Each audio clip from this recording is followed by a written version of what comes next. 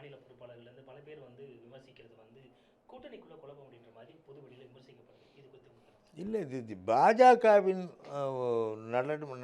நடவடிக்கையை எதிர்த்து விமர்சனமாகத்தான் நான் பார்க்கிறேன். காரணம், பாஜக தங்களுடைய ஒன்றிய அரசின் அதிகாரத்துக்கு உட்பட்ட எல்லா துறைகளிலும் தலையிட்டு தங்களுடைய எதிரிகளை மடக்குவதற்கு, அவர்களை தன்வழிக்கு கொண்டு வருவதற்கான நடவடிக்கைகளை தொடர்ந்து மேற்கொண்டு வருகிறார் என்பது உலகம் அறிந்த உண்மை.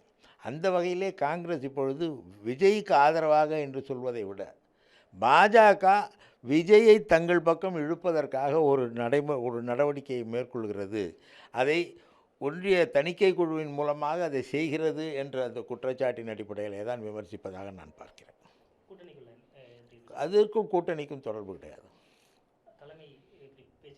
எங்கு காங்கிரஸின் மாநில தலைவரோ தேசிய தலைவரோ என்ன சொல்கிறார்களோ அதை வச்சு தான் நாங்கள் பேச வேண்டும். மற்றவர்கள் ஆளுக்கொண்டு சொல்வார்கள், அது சொல்லக்கூடாது என்பது அவர்களுக்கு தெரியவில்லை. அது குறித்து நாங்கள் பதில் சொல்ல முடியாது.